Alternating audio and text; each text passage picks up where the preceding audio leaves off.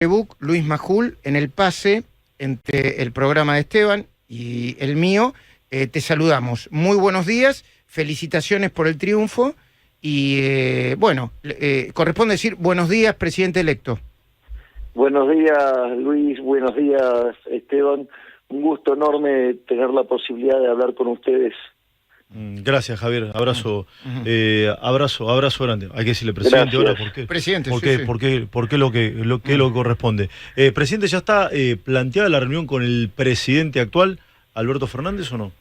Estaban ultimando los detalles porque la mañana estuvo bastante intensa con llamados desde el exterior, así es que estuvimos trabajando con Diana desde las 7:30. Ahora hicimos una pequeña pausa porque, claro, como casi no pude dormir, que ya no tengo casi garganta. Sí, se nota, ¿no? Entonces, por eso es que, decidimos hacer una pequeña pausa. Lo vamos a molestar poco, entonces, o te vamos a molestar poco, entonces yo te voy a seguir tuteando. Por favor, seguí tuteándome, te lo pido, por favor. Te voy a seguir tuteando y te voy a decir presidente como me pasó en otras circunstancias. Pero la primera pregunta que te quiero hacer es, estás en el medio de un torbellino que es la Argentina, consciente de lo que se viene, y con una jugada ambigua, a mi entender, porque de verdad no está confirmado si Massa va a tomar licencia o no, y que lo digo bajo mi absoluta responsabilidad. Yo creo que este juego, si es un juego, lo hace más irresponsable todavía, pero frente a mercados que te dan la bienvenida por un lado y frente a decisiones para tomar frente a otro lado. ¿Dónde te parás? ¿Qué es lo que tenés que decirle a los argentinos en este contexto, a esta hora? A ver, el punto es el siguiente. Argentina tiene una situación económica extremadamente delicada, tiene un desequilibrio monetario peor que el que teníamos en la previa del Rodrigazo, tiene una situación en el balance del Banco Central peor que la que tenía en la previa de la hiperinflación de Alfonsín en el 89, tenemos indicadores sociales peores que los de finales del 2001, y además tenemos el acuerdo con el Fondo Monetario caído. Básicamente la meta era 1,9 de déficit primario, estamos en torno a 3, con un inercial que no baja de 3, con lo cual eso requiere un trabajo enorme para bajarlo, sino que además Argentina el año que viene le vencen 90.000 millones de dólares de deuda en pesos, tiene 24.000 millones de dólares de vencimiento de deuda en dólares, que caído con el acuerdo con el fondo, los tienen que pagar. No solo eso, sino que está la deuda con los importadores por 30.000 millones de dólares, con el impacto que eso tiene en la actividad económica. Hay giros de dividendos y otras cuestiones pendientes por 20.000 millones de dólares.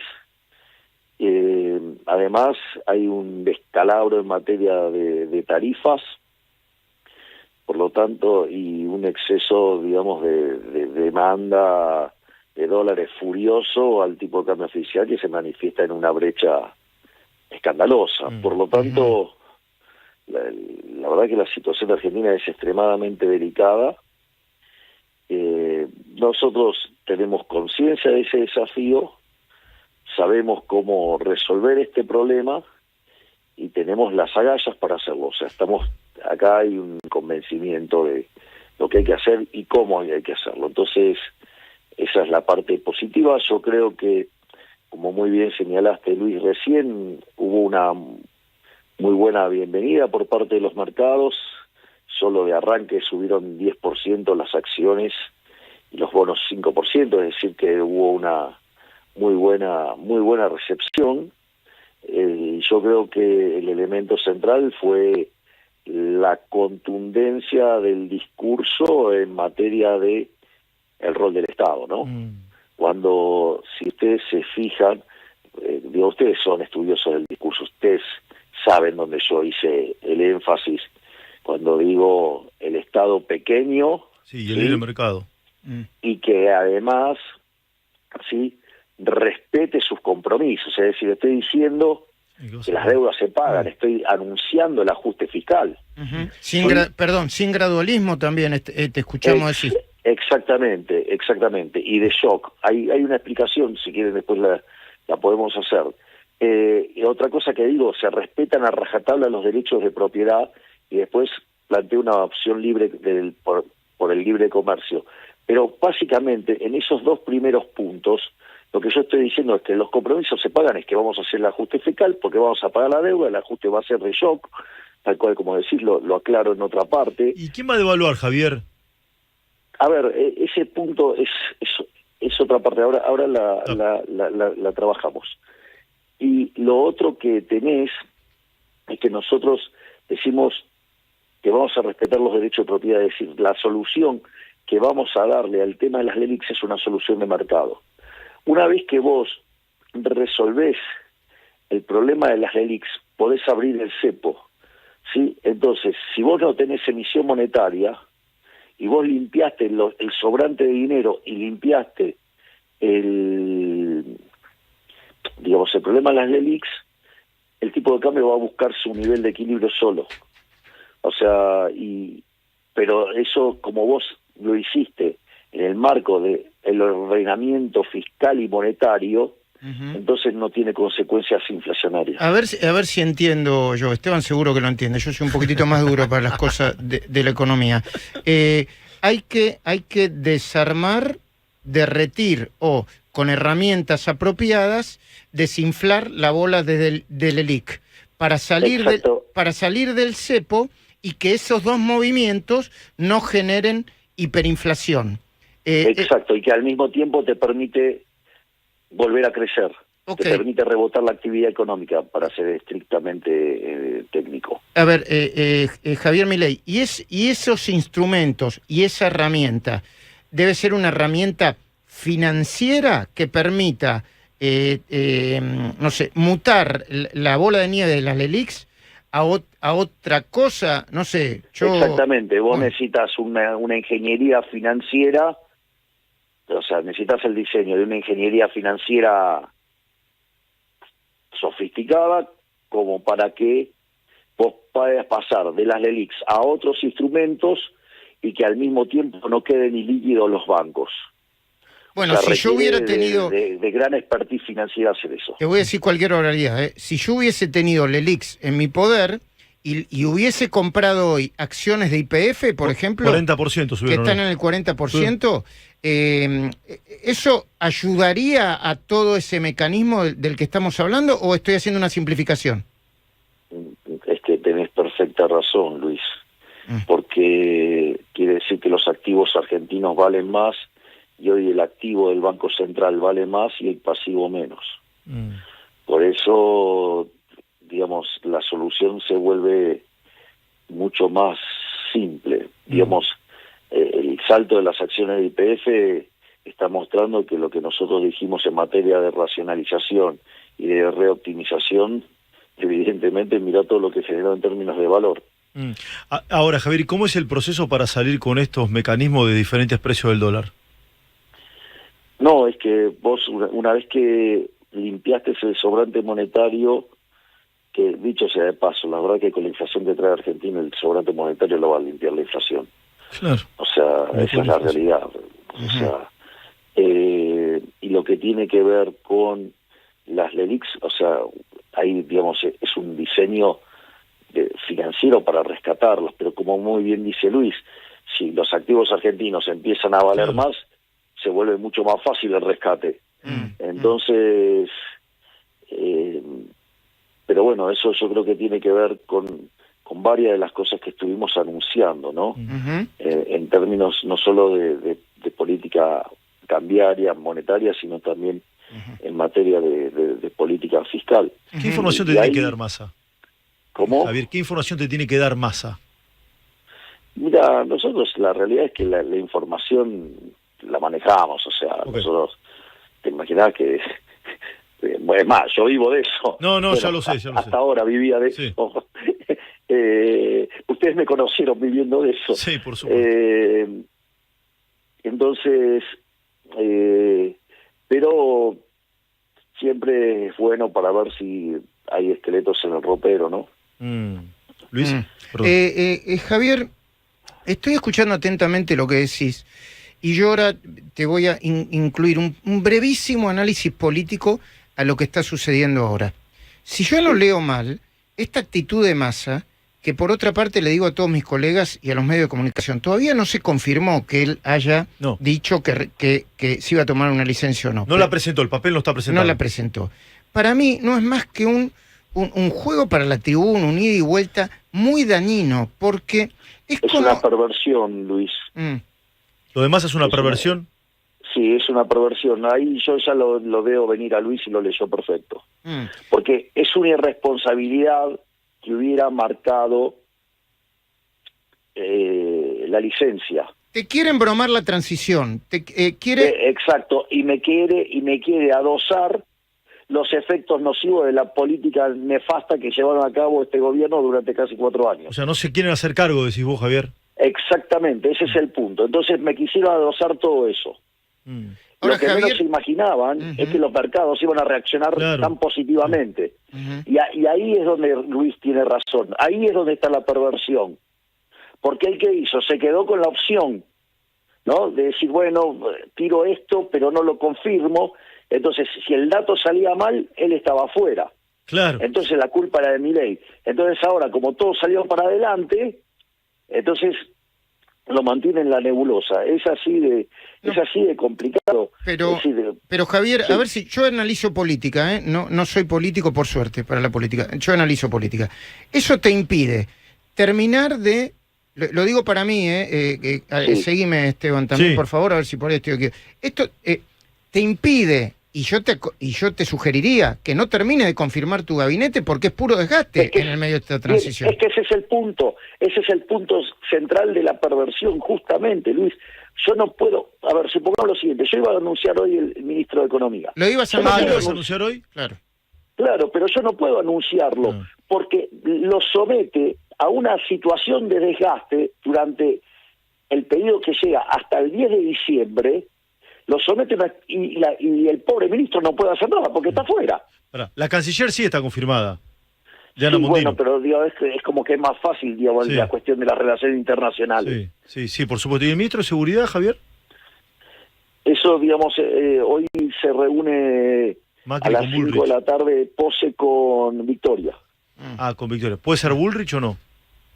Esta es un tema que tendrán que trabajar entre ellos. A ver, Esteban y presidente electo, yo de nuevo hago un análisis político. El objetivo del kirchnerismo, del cual sigue siendo parte Massa, es acelerarle los tiempos a Milei, empezar a desgastarlo, que ya todos tengamos una cartera de ministro que todavía no se termina de definir para que empiece. Es como si estuviese gobernando Milei ya. Entonces, sin todavía saber en dónde está parado, sin los papeles, sin el dato, sin la rendición de cuentas, se empieza a desgastar desde el minuto 1. Pero la sociedad no se va a comer ese Bueno, está bien, pero es importante que nosotros lo señalemos, ¿no? Eso por un lado. Sí. Estamos de acuerdo con esto, es lo que estás señalando vos, Luis. Bueno, de hecho, fíjate que yo tengo que reaccionar en esa línea. Porque me somete al ministro de Economía a un desgaste antes de que asuma, y lo tengo sin poder operar la botonera. Ahora es perverso, Sí, ahora está bien, Javier, se entiende lo que pasa. Ahora, hay unos días de transición que deberían empezar hoy, y alguien se va a tener que hacer cargo. No sé, si vos... Está bien que institucionalmente vos te reúnas con el presidente, lo tenés que hacer y eso va a ser un signo de institucionalidad, ¿estamos de acuerdo? Sí, eso estamos de acuerdo. Pero... Sí, te escucho.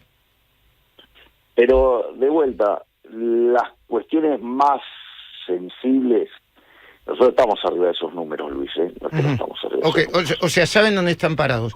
Nosotros tenemos claro, bueno, yo te acabo de pasar una radiografía de lo que es, cómo está detonada la macroargentina. Bueno, y te puedo hacer otra pregunta que me inquieta y mucho. Vos ya anunciaste que tu intención es privatizar, si no me equivoco, corregime, YPF, los medios públicos, Telam, Sí. la televisión pública. Sí. No necesito decirte que en términos de presupuesto es importante, sobre todo lo de los medios públicos, es más simbólico que presupuestario, aunque pesa en el presupuesto. Es más simbólico que presupuestario. Ok. Los medios públicos trabajan como si fueran un ministerio de propaganda. Pusieron la Ok. bandera rosa Gravísimo. ayer, tengo entendido. Sí, sí, Mientras pusieron vos estabas hablando, entiendo eso. Sí. ¿Cómo? Entiendo que mientras estabas dando el discurso, la televisión pública daba la pantera rosa. ¿Sabías eso? Sí, estoy al tanto, pero le paso un dato que hicieron en el estudio. Durante la campaña, el 75% del tiempo que hablaron sobre mi persona Es verdad. fue sobre las mentiras de la campaña negativa de Massa, que me armaron a mí. Mm. Que dicho sea de paso, sea un escándalo, ¿no? Digo, utilizar los recursos del Estado para perseguir a un ciudadano. ¿AISA también lo vas a Inventándole privatizar? cosas. ¿AISA también lo vas a privatizar, Javier? Sí, yo no tendría problemas en privatizarlo. Digo, de Bien. hecho, era una empresa privada y funcionaba muy bien. Claro. La pregunta que te quiero hacer para después escucharte, sin interrumpirte, es, en ese intento del gobierno de Macri fue donde generó las mayores resistencias. Resistencia en la calle, resistencia entre los sindicatos, resistencia entre muchos empleados. Le provocó al gobierno de Macri un desgaste enorme, finalmente no lo pudo hacer, y yo diría que con mucho voluntarismo quedó a mitad de camino. ¿Sos consciente de eso, presidente Milei? Sí, Luis. Por eso es que yo soy explícito en decir que la solución no puede ser gradualista, Claro. porque no tenés tiempo para que te esperen. Es decir, ¿sabes lo que pasa, Luis? La inflación la querés tomar, digamos, el estimado de los analistas, 200, o lo que viaja en la punta, 300, o la versión que vos quieras tomar, ¿no? No importa eso. Si vos lográs bajar de cuajo la inflación, todos los escándalos que hagan, ¿sabes qué? Van a ser tapados. Si vos liberás el cepo, ¿sí? Porque limpiaste las LELIX, y la economía se empieza a expandir y sube el empleo y mejora los salarios reales, se acabó la historia. Claro, claro. Es decir, entonces, eso, y ¿cuál es el problema? El problema del gradualismo. Son dos partes. ¿Qué es lo que hace que un programa de estabilización sea exitoso? ¿Y cuál es el problema del gradualismo en Argentina? Un programa de estabilización, para que sea exitoso, el ajuste que vos haces, ese aumento del ahorro, tiene que tener como contrapartida inversión. Y ese ajuste es expansivo, ¿sí? Ahí es muy importante a quién le cargas el ajuste. Si se lo cargas al sector privado, es altamente probable que sea recesivo. Si se lo cargas al sector público, va a ser expansivo. Ahora bien, pero una vez que vos tenés eso, ¿cuál es el problema? El problema es que Argentina, cuando te habla del gradualismo, es, no, yo te voy a bajar el déficit fiscal, te lo anuncia, y lo va a hacer poquito. No solo que lo hace poquito, sino que todo el ajuste se lo carga al sector privado, no lo hace sobre el sector público. ¿Y cuál es el problema?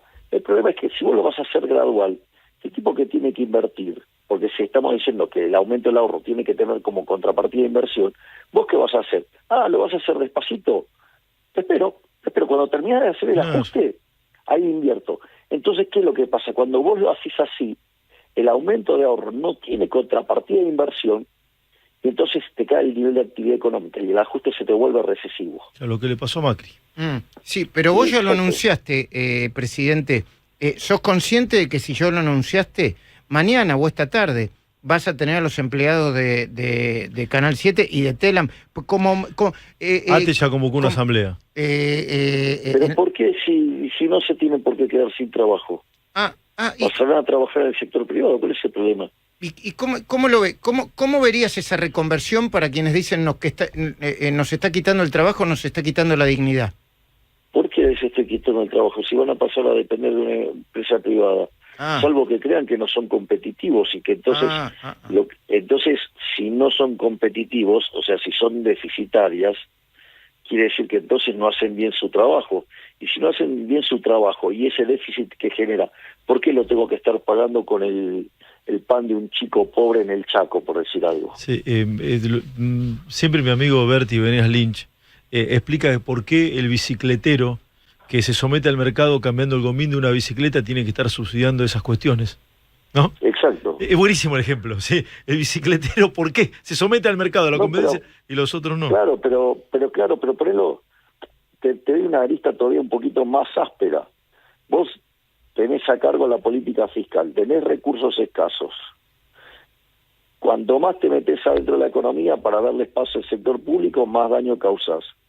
Entonces, la pregunta es, si tengo recursos escasos, decime por qué yo le tengo que dar plata a los periodistas de Telam, de Radio Nacional y de la televisión pública, digo, porque evidentemente no cumplen con los objetivos, porque a mercados quebrarían según esta gente. Entonces, ¿por qué entonces yo los tengo que subsidiar a ellos contra el alimento de los pibes que están debajo de la línea de pobreza? ¿Y lo mismo va para aerolíneas o es una situación especial la de aerolíneas, Javier? Mira, el caso de aerolíneas, yo creo que tiene un personal muy calificado, tiene unidades de negocios que son rentables. Está bajando un poco la deuda, me parece, ¿no? También me pareció que estaba bajando la deuda, no tengo el número exacto. Pero hay unidades de negocios que sí son muy rentables y, qué sé yo, por ejemplo, la parte de los simuladores. Entonces podrías tener una empresa aparte con eso, ¿no? O sea, pero... Y hay una parte que a mí me parece más interesante todavía, y es dársela a los empleados.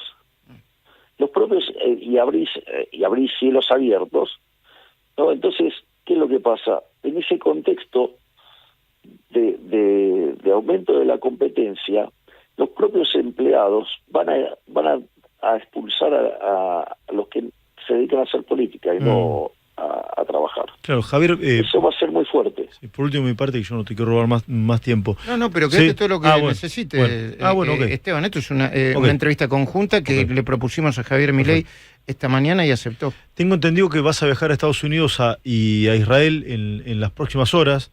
Y mi pregunta está orientada en el Estado de Israel. Argentina no tiene embajador y en Estados Unidos sí. ¿Sí? ¿Tenés hombres y nombres para esos lugares? ¿Vas a viajar solo? ¿Vas a viajar acompañado?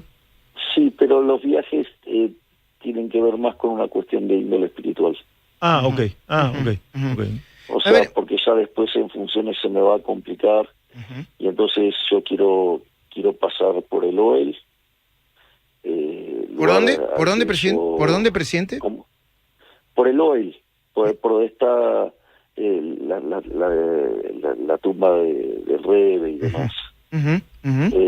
Yo he ido a rezar, que en realidad el OEL es a donde rezaba el Rebe.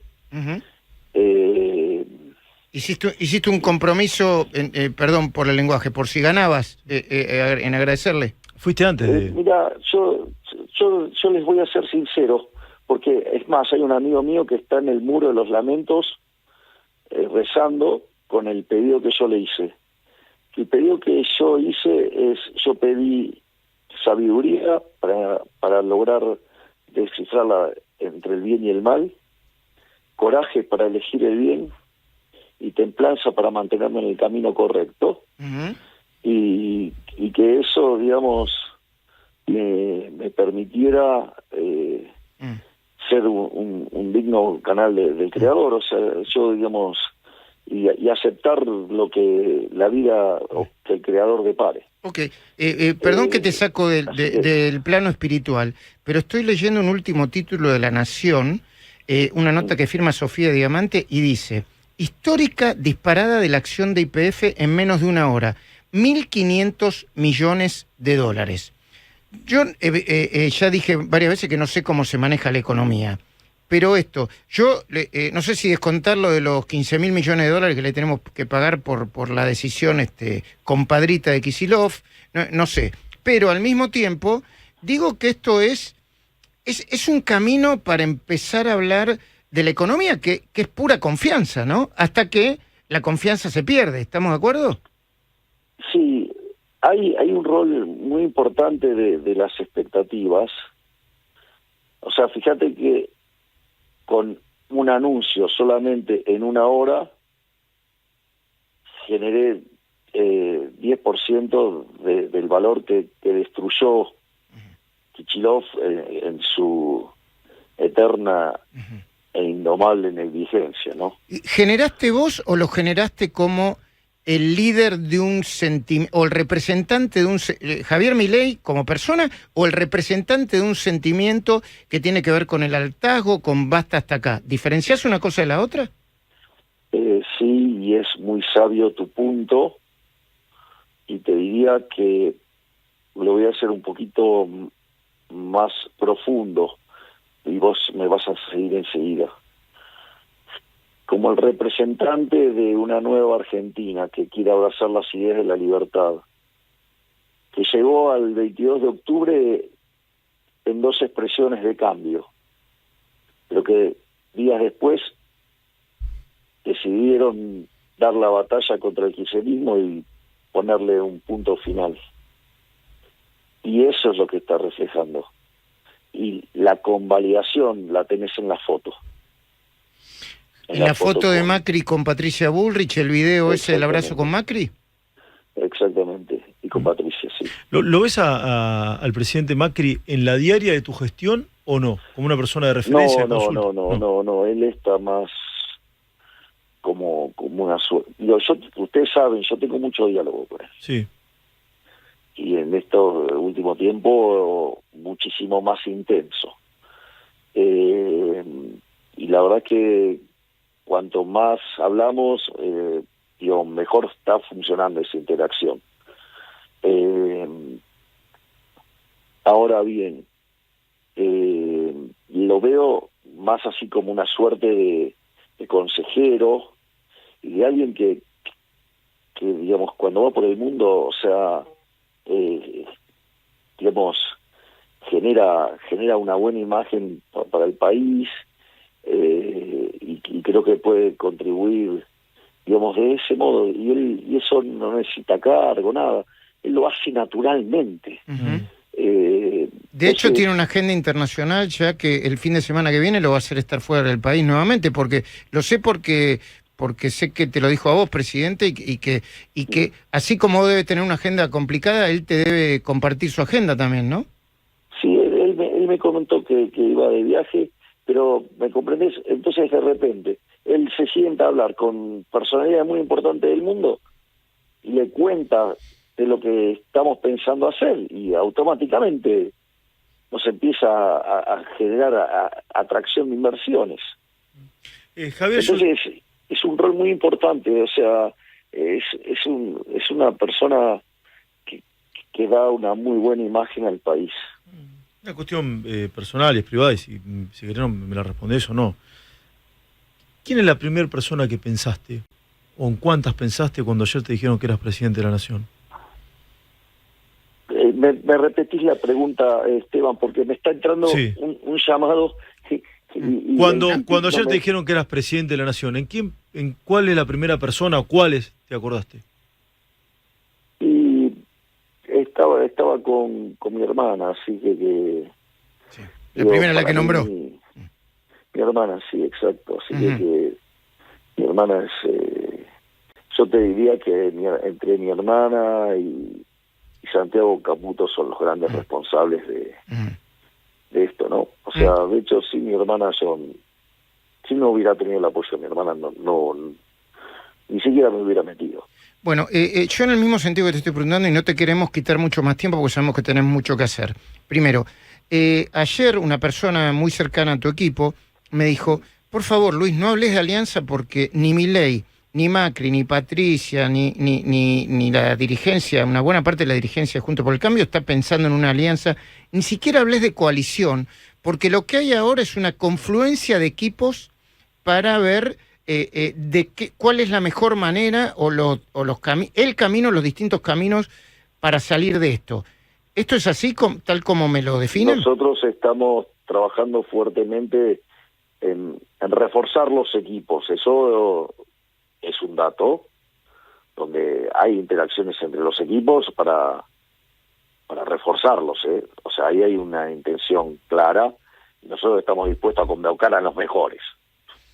O sea, eso por un lado, pero es un aspecto técnico. Y después está el aspecto político, que está muy bien señalado por vos, Luis, que es, somos bloques distintos, pero la realidad que en lo que hay que hacer estamos en el 90% de las cosas de acuerdo. Y hoy volvió Barrio Nuevo, viste que te felicitó, no sé si lo pudiste ver.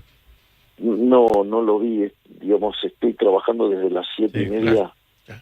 sin parar y... No te perdés nada, igual, presidente, no te perdés nada. Bueno.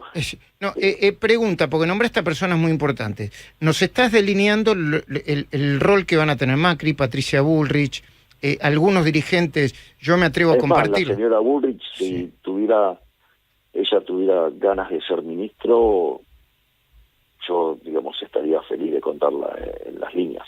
Bueno. Recordá que en todas las gestiones que tuvo fue exitosa. Ella, a pesar de estar en gobiernos que no le fue tan bien. Entiendo, entonces, que una serie de dirigentes con los que vas a trabajar.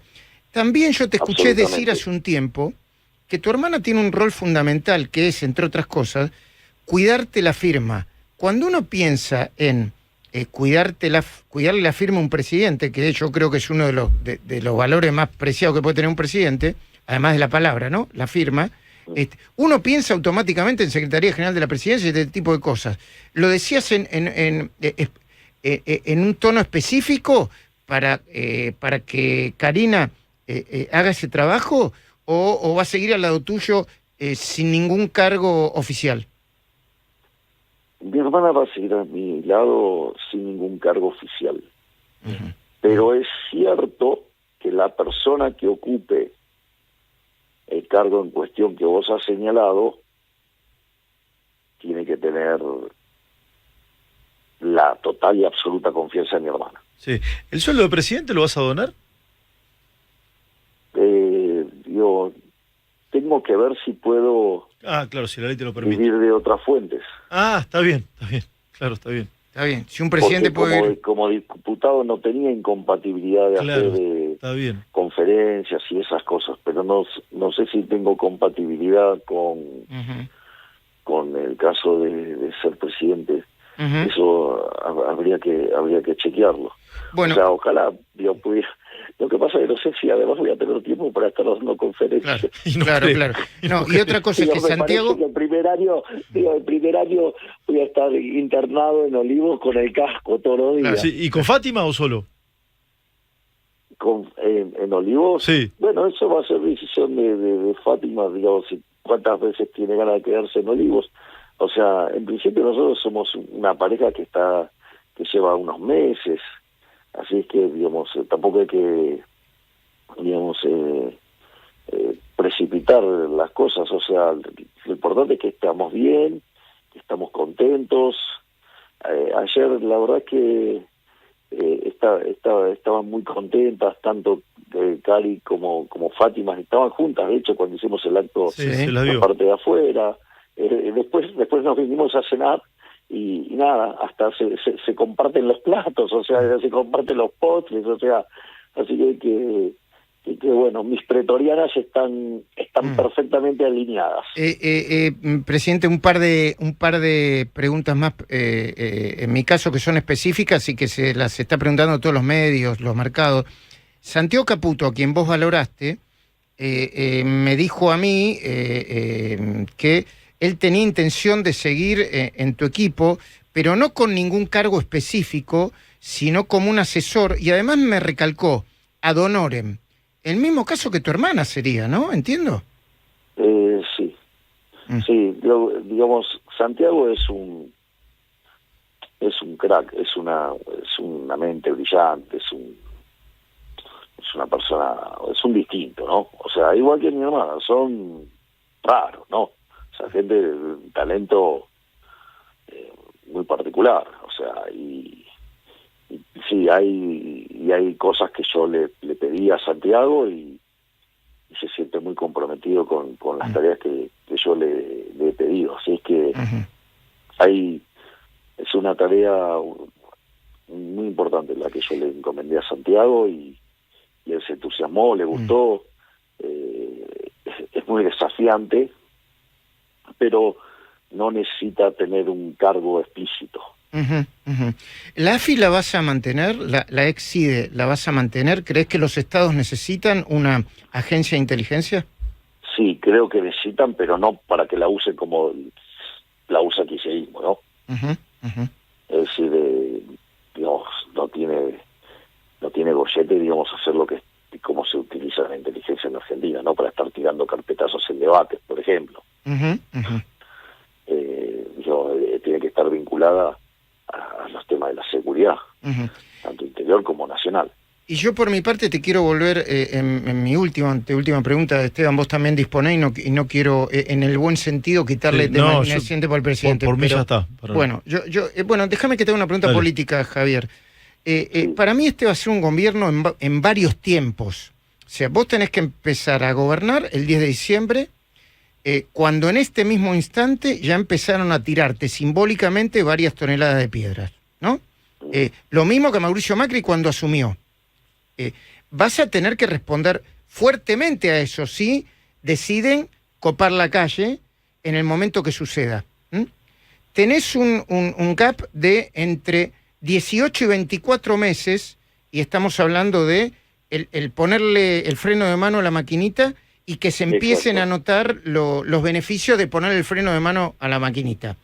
Y tenés otro tiempo metido dentro de ese tiempo, que es la ansiedad de los argentinos de salir de esto, que tiene muchos años y que además te eligieron para hacerlo. ¿Cómo vas a hacer para manejar todas esas diferentes velocidades? ¿Cuál es lo tenés pensado, lo tenés incorporado, lo tenés procesado? Bueno, para mí es fundamental el 10 de diciembre, el día del discurso, decirle toda la verdad a los argentinos. Uh-huh. Mostrarle cuál es el cuadro de situación, decirle que hay distintas alternativas, pero cuáles son los costos y los beneficios de cada alternativa. Y se van a dar cuenta que no hay ninguna alternativa mejor que poner las cuentas en orden lo más rápido posible. O sea, vas a hacer una radiografía acabada del kirchnerismo. Exactamente. Le vas a contar todas las costillas, digamos. Sí, digamos, yo lo pienso más, viste, como una cuestión de, mira, este es el estado de situación. Sí, sí, claro. Uh-huh. Esto es con lo que nos encontramos. Uh-huh. Ahora, para esto tenemos esta alternativa y esta alternativa. Uh-huh. Mira, si seguimos con la alternativa que traía del gobierno, la piña está acá. Uh-huh.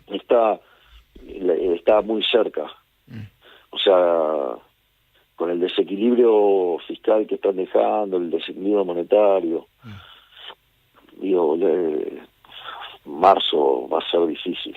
Me imagino. Entonces, si nosotros no ponemos manos a la obra desde el primer minuto, esto no camina. Uh-huh. De hecho, nosotros ya estamos en conversaciones con el fondo y todo para reencauzar y poner de vuelta el programa On Track. Uh-huh. Y nosotros tenemos una propuesta de ajuste.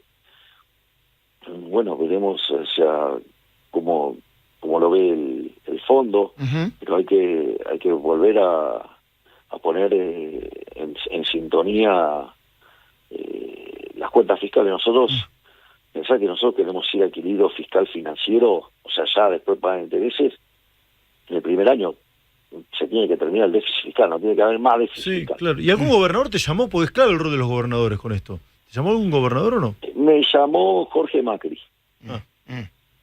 el jefe de gobierno en la ciudad. Uh-huh. Es más, mismo estuve con quien va a ser su responsable del área de seguridad, y ahora estamos, ahora cuando Nicolás y Victoria definen estos temas, o sea, después se va a generar una situación de interacción, porque muchas de las cosas, es importante. Si ustedes se fijan en el discurso, sí, también ahí fui muy claro cuando dije, dentro de la ley todo, fuera de la ley nada, y no vamos a tolerar a los violentos que quieran extorsionar a la sociedad para mantener sus privilegios. Uh-huh. Presidente, déjame que te haga una última pregunta. A vos te votó el 55% de los argentinos y el 44% de los argentinos no. Dentro de ellos hay de todo, ¿no? Hay peronistas de toda la vida, hay gente que desde el punto de vista cultural y de su formación te ve como alguien, bueno, intragable por alguna de las cosas que defendés. Y hay otros que genuinamente por ahí se morfaron parte de la campaña del miedo y no te conocen. Y hay otros que no te quieren conocer. Pero ¿les podrías hablar a ellos, por favor? Ya que tenés la oportunidad. En este momento nos están escuchando y viendo miles y miles de personas a quienes le agradecemos. Estamos en el Observador 107.9. ¿Le podrías hablar a ellos, por favor? Sí, yo he sido votado para gobernar a todos los argentinos. Y voy a bregar por el bienestar de todos los argentinos. Me quieran o no me quieran, les gusten mis ideas o no les guste. Yo voy a hacer lo que desde mi punto de vista creo que es lo mejor para todos. Y a los que te ven como una amenaza, por ejemplo, muchos de los artistas, mucha de la gente, no todos, pero pertenecientes al mundo de la cultura, ¿qué les dirías? No tiene nada que ver con las personas, supongo, ¿no? Lo que vos pensás y lo que querés hacer. Mire, yo, digamos, ustedes saben cómo pienso yo, si no lo pongo en términos personas, o sea, yo entiendo que puedan pensar distinto, pero nada, yo voy a llevar las propuestas y las voy a presentar y voy a demostrar por qué creo que son una propuesta superadora. Y después los hechos van a hablar por sí mismos. El punto es que las cosas que yo propongo están en los manuales, son cosas que están en los manuales, no estoy inventando nada. Es decir, yo te tomaría el punto de una manera más, por decirlo de alguna manera... Más sencilla, menos rebuscada, como estoy haciendo yo. Claro, ¿me entendés? O sea, pero yo no estoy haciendo algo que no esté en los manuales. Y si los manuales no están de adorno, justamente están las cosas, en los manuales están las cosas estándar, las cosas que funcionan, o sea, ni siquiera, porque si vos me decís, no, bueno, viene con el argumento que está en el paper tal del auto, bueno, ok, quizás es una genialidad, pero quizás el tipo está totalmente equivocado, o sea, no, yo directamente quiero explicar lo que está en los manuales, las cosas que sabemos que funcionan. No, para hablar algo de lo que está en el manual, sí. Institutos de cine hay en muchos países del mundo, pero los grandes éxitos de las películas financian aparte de la industria, no 300 películas o 1500 películas para los amigos que se escriben entre ellos, ¿no? Eso sería la idea. Bueno, fíjate esto lo sacaste igual el tema. Sí. Se toma, fíjate esto, ese financiamiento se toma de las propias entradas, con lo cual hace que las entradas sean más caras. Por ende, aquellos que están haciendo esa película y que están siendo premiados por el favor del consumidor, sí reciben menos dinero que el que podrían recibir, ya sea porque además queda menos y además porque hay menos demanda. Hasta ahí vamos, ¿no? Sí, el perjuicio que se causa sobre aquellos que hicieron un producto que la gente quiere. Uh-huh. Ahora, ¿qué pasa con esos fondos? Cuando ingresan esos fondos, cerca del 70% se gasta en burocracia. Es decir, que vos tenés menos ingresos para la creatividad y la producción y el arte. Y el 70% se gasta en burocracia. Y el 30% se lo reparten entre los amigos en películas que como nada, la tienen asegurada, no tienen contrapartida de demanda y por lo tanto es... No compiten con la industria de la atención y de las audiencias. Exacto. Entonces el resultado, ¿cuál es? Una pérdida de bienestar espantosa, porque le quitas público a la gente, a las películas, por ejemplo, que sí quieren ser vistas, que podría tener mayores ingresos porque hay más gente que podría acceder, sí, y sin embargo estás perdiendo todo eso para bancar la burocracia y marginalmente financiar películas que no quiere ver nadie. Una última, ¿te sorprendió el tuit de Elon Musk? Y el de Trump, supongo que no, el de Trump porque lo conoces, pero el de Elon Musk, ¿te sorprendió? Bueno, él había tenido algunas algunos tweets muy interesantes respecto a mi caso, en especial cuando fue la entrevista con Tucker Carlson, ¿no? Bueno, Hay Javier, un futuro gracias. provisorio por delante. Gracias, Javier. Gracias por el tiempo. Demasiado tiempo. Muchísimas gracias por el tiempo. Muchísimas gracias a ustedes. Siempre es un placer enorme. Así es que abrazo gigante, Luis.